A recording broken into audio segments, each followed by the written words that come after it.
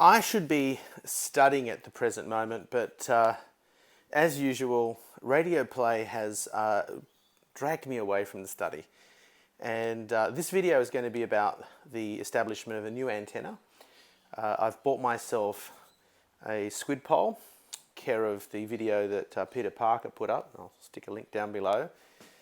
He put me onto this particular manufacturer and also had a discount code at the time, so it was I think $60 or $70. It gets me up about 9 meters. You can buy up to 10 meters, but I thought 9 was probably pushing my luck considering the fact that I've strapped it to the chimney. So taking into account the small amount of bend in it and whatnot, I'd say I've probably got 11 meters, maybe even 12 meters above the ground.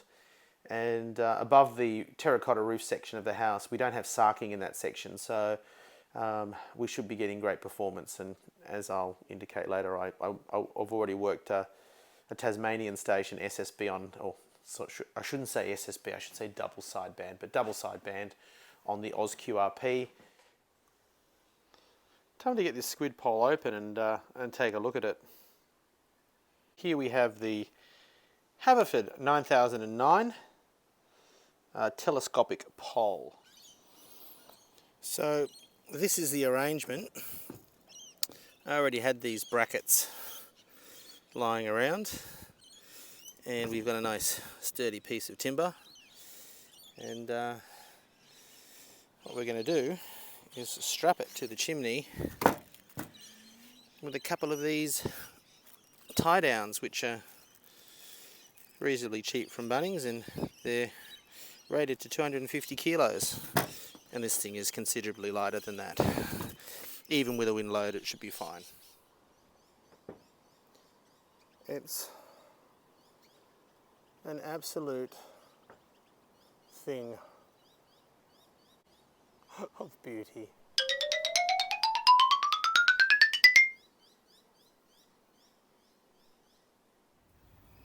Okay, so now we need to measure out 41.5 meters.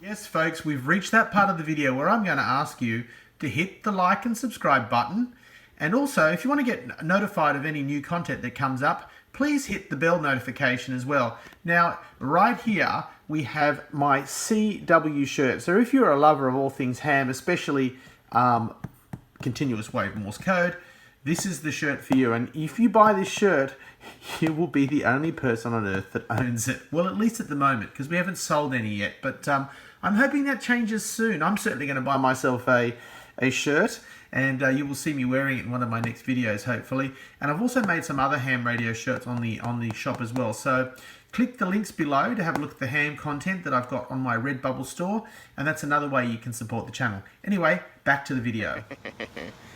Okay, we are about to decommission the old antenna, and it's probably not a moment too soon because the rope I've used is really crappy. As you can see here, it's degraded quite substantially by the UV. As you can also see, getting some height here is definitely going to be beneficial. So I will be removing that arrangement that I had there, holding it under the tile, which I wasn't that comfortable with anyway, and we will be using this pole here. Now I used those straps and I wasn't that happy with the arrangement. The pole is going to slip and it's going to fall over, and it's important to make things weatherproof and also safe. So I've thrown 2 Dynabolts into that piece of timber now, and so it's now anchored to the chimney via Dynabolts, and that makes me a lot more comfortable with the arrangement. And these are the Dynabolt fixings. So this pole is it's not going anywhere.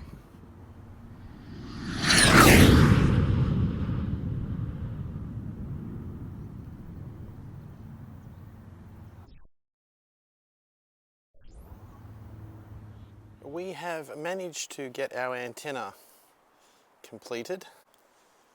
There it is in all its glory. And I'll just pop out the front and I'll show you how we've resolved the front bit.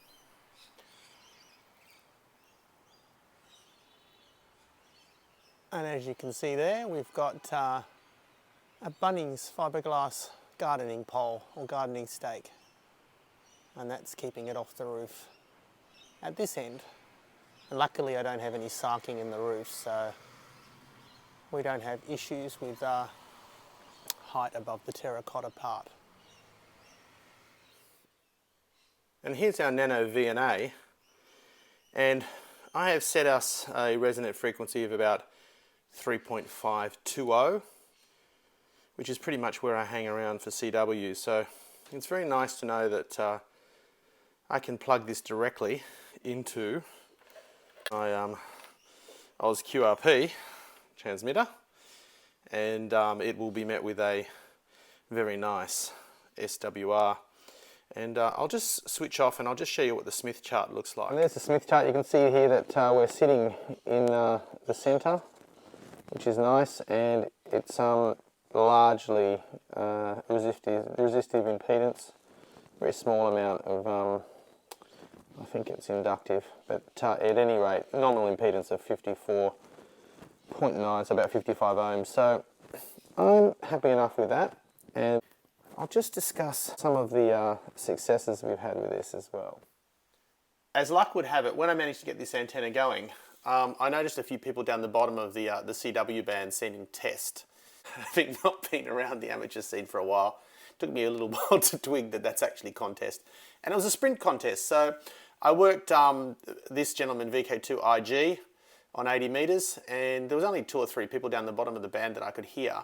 But then I toddled up to the SSB portion of the band, double sideband as it is with this rig. I managed to work a VK7 station and several VK2 stations, but the VK7 was 5 and 9 both ends, so I would say that that's a good indication this is definitely getting out better than the other antenna, which had a giant loading coil in it. This is the Forster SDR, Kiwi SDR radio, so online software defined radio. And this is my Mooncake transmitter. We haven't put a final stage in this to up the power in it, so it's still a QRPP rig. It's putting out probably around 400 milliwatts, maybe even less. So it's really, really, really low power. So 300 Ks on the new antenna, and let's see if we can hear it.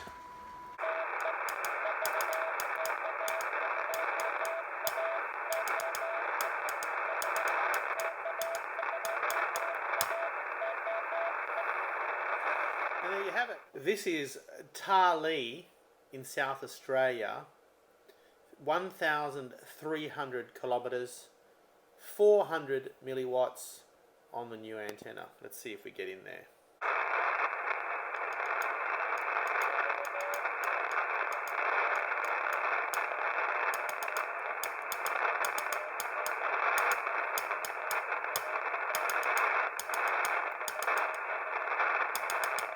While I was tuning around on 80 metres, I heard some CW activity towards the bottom of the band, and I plugged the antenna directly into the OzQRP rig, and I was able to work a VK3 station 5x9 using 5 watts. Luke he's just outside Melbourne, about 70 kilometres from Melbourne, and we had a good old rag chew, and it was at the limits of what I can send it. I think Luke's been sending code for a little while, and he says he doesn't do a lot of it, but he said his AOCP in the 70s, and he left it aside for quite a while, and then he's picked it up again to work DX. He was cranking along at 20 words per minute, and I was getting most of it. I've got to say, it was a real struggle. We managed to communicate, and I'm hoping my sending wasn't completely crappy. We worked CW, and the antenna is working really, really well, so I'm really happy about that. That'll be it for this video. I hope you've enjoyed it. If you've got any questions, please drop them in the comment section below. I'm always happy to answer any questions about what I'm doing here. I am by no means an expert. 73s, see you in the next video.